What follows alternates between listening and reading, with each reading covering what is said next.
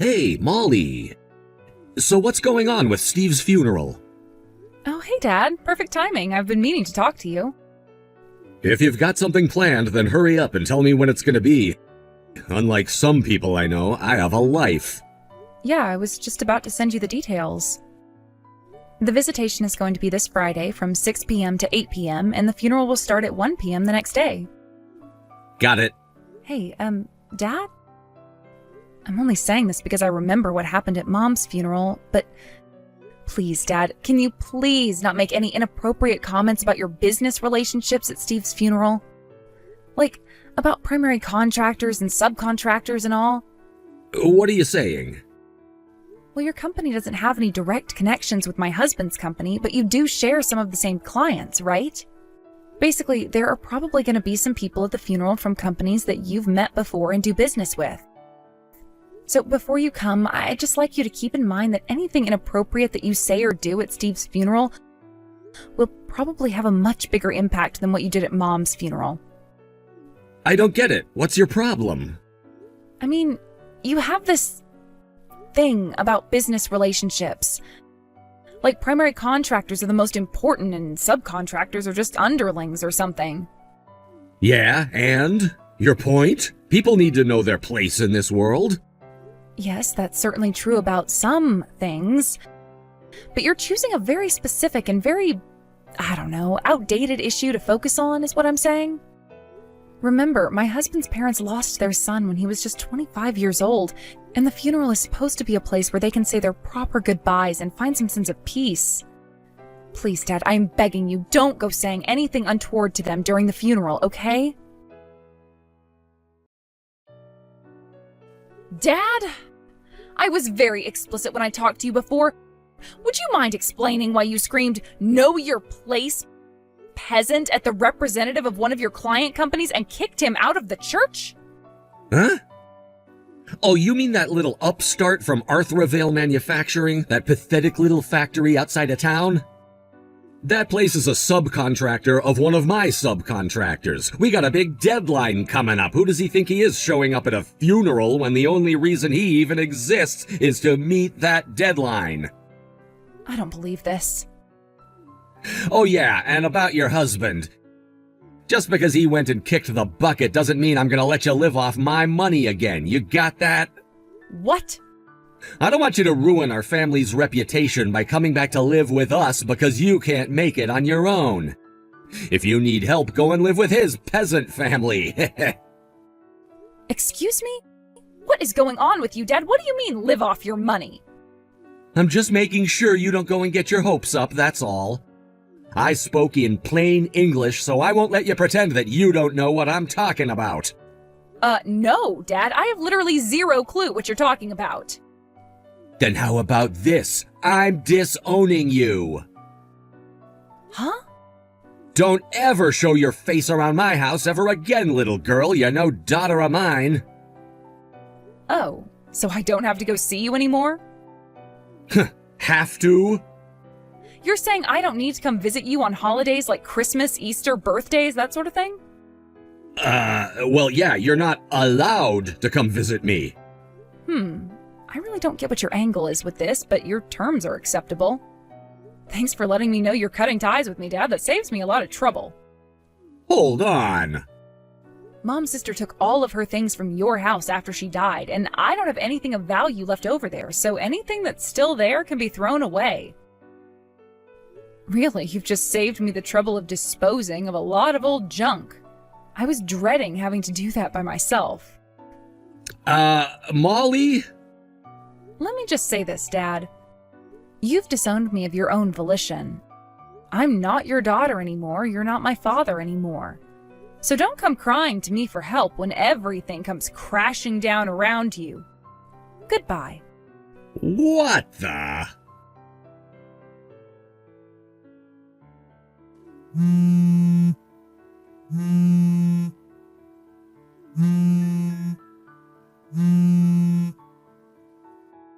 Hey, Molly!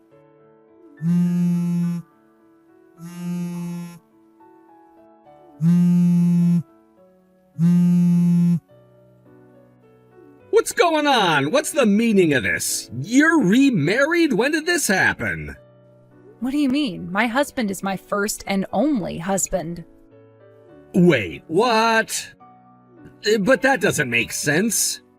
Steve's dead, right? Like dead, gone. But now I'm reading in this interview online that your husband is the next in line to be the CEO of Straver Industries? Oh, yes, my husband is set to be the next CEO of Straver Industries. But what does that have to do with Steve? I really don't see what the relevance is here. Huh? Your husband has only been dead for a week. You should be in mourning, but you're already remarried to some wealthy, powerful businessman? What? My husband is as healthy as a horse, Dad. I don't think I've ever seen him catch a cold. I've been married to the CEO of Straver this whole time. Are you drunk or something? I saw you at the funeral. You were clinging onto the casket, crying your eyes out. Oh, that? That wasn't me, Dad. That was the woman who spent so much of his money that he divorced her, his ex-wife. I'm very confused.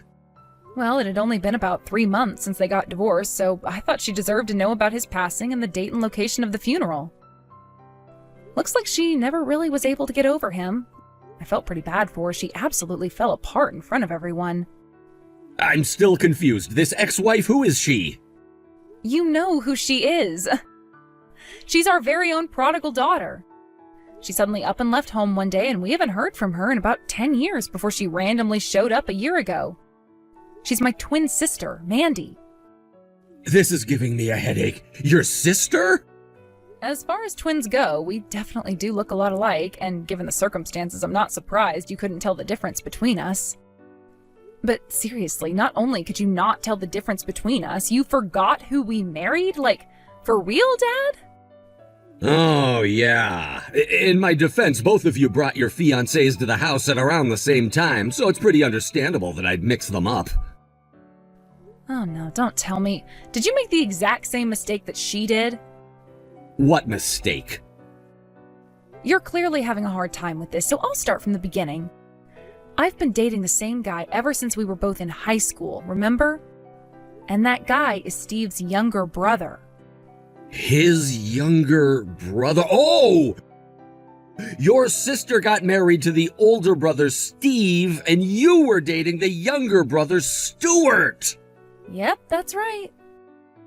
Stuart has been in line to inherit the leadership of Straver from his father ever since he started going to college. So he was going through a sort of business apprenticeship with his father while going to school. Wait, but Stuart is the younger son. Why would he be the one to inherit the business? What about Steve? He's the older son.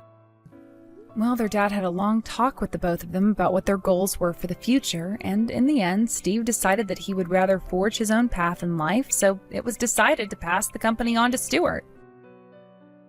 And by the way, Mandy swooped back into town like a vulture when she heard the news that I was engaged to the next CEO of Straver Industries. But it seems that, just like you, she also operated under the assumption that the firstborn son would be the one who got the company. Since she thought I was engaged to Steve, Mandy started in on a massive effort to steal him away from me and secure her business as the wife of a wealthy businessman. I see. She managed to win his heart, and they even got married in short order. But just when she thought that she had succeeded in pushing me to the side, she had the horrifying revelation that it was Stuart and not Steve who would be taking over the company. It came as a massive shock to her. Yeah, I can imagine. That wasn't the end, though. After they got divorced, Mandy realized that she had actually fallen in love with him, even if he wasn't the wealthy businessman she thought he was. She even threw herself at his feet and begged him to take her back. But, well, she was just too late. Oh, I guess that explains why she was crying like that. Well, that's the end of the story. Did you get all that?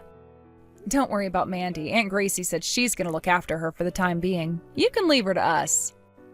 Oh, okay. Well, thanks for that. It's strange to hear from you so soon, though, Dad. Didn't you just disown me as your daughter a few days ago? Oh, I guess I did. Hey!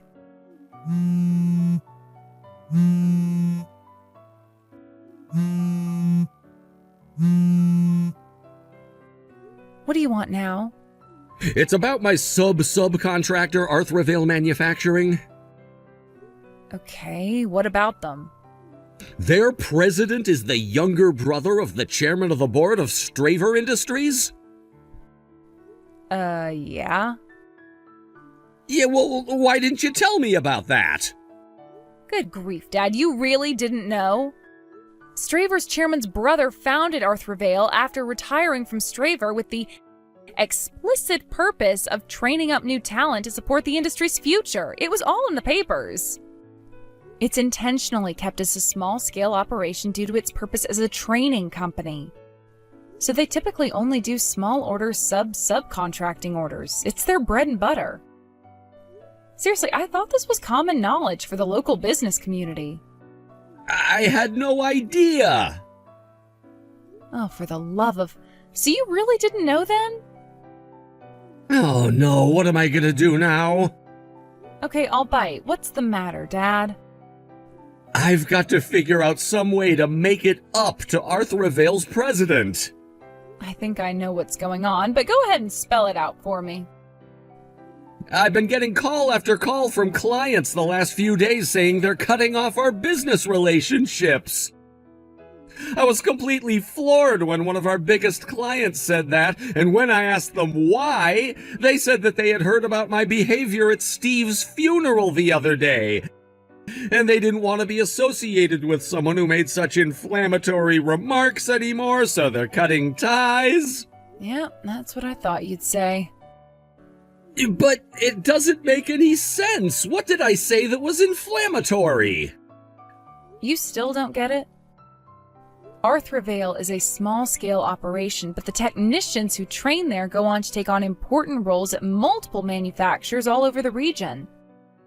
There are even some alumni who have gone on to launch massively successful companies of their own. Wherever they end up, though, the common thread between everyone who works at Arthravale is that they are fiercely, passionately loyal to the company. Which brings us to the question of what was so inflammatory? At the funeral for a young man who died at 25 years old, you shouted at an Arthravale representative as if you were some kind of medieval noble lording over the local serfs. You ticked off a lot of people that day, and given how loyal Arthravale alumni are, it's only reasonable that the ones in position to do so would make moves against you and your company. Oh no. I had no idea what sort of place Arthravale was. If I had known, I never would have said those things about them. You shouldn't have said those things regardless of who you were saying them about. Have you no common sense? Of course I do. No, Dad, the way you're responding to this is basically proof positive that you do not. If you did, you wouldn't have put yourself in this position in the first place. Come on, Molly, you've got to do something about this. Huh? Why should I? Isn't it obvious you're married to one of the most influential business families in the state? That makes me the father-in-law of the next CEO of Straver Industries. I'm in a way stronger position than the president of Arthravale. If I use my relationship with you as leverage, I can get that old geezer to do anything I want. You can save my company. I hate to tell you, Dad, but I doubt that would work even if I tried. Why, though? Because it's not just my husband. The entire corporate philosophy of Straver is uniting with firms both big and small within the industry to form a mutual support network. In short, they hate businessmen like you. No. You really have no ground to be complaining to me in the first place. Please, Molly, can't you do something? It doesn't have to be out in public, can't you? Just kind of give him a subtle threat behind closed doors? No, I'm not a jerk, but seriously though, did you forget again that you disowned me? That's not important right now. It kind of is, but even if you were still my father, I would never do such a dirty, underhanded thing for you. Goodbye for real this time. Molly, wait!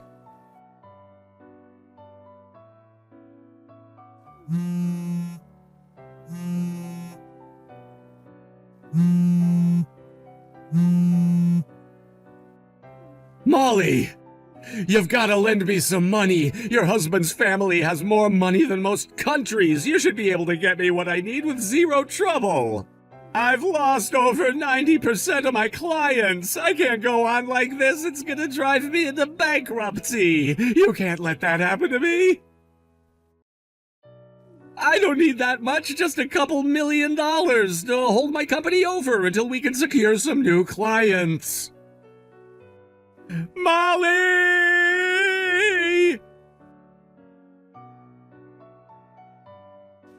The only reason I didn't block his number after he disowned me as his daughter was because my father-in-law, the current CEO of Straver Industries, personally requested that I did not do so. As I mentioned before, my father-in-law and my dad never had any direct business connections. But seeing as though both me and my sister married into the same family, they've met each other on a few occasions. He came to me and said that he wanted to see whether or not my dad was someone who was worthy of his help, as the father of his daughter-in-law. If my dad showed any sort of remorse for what he'd done, he would have been more than willing to help bring his company back from the brink of destruction. But alas, as you can see, my dad is incapable of remorse. We had a family conference, and after seeing my dad's last few texts, the decision was unanimous. Let him take care of himself. My dad's company went bankrupt a few weeks later. He was up to his eyeballs in debt. And with that personality of his, he didn't have any friends left who would be willing to save him. While rusty, he did still have some skills left from his days as a regular employee in a local factory. So he had no choice but to use those skills to start over from the bottom while desperately trying to pay back his debts.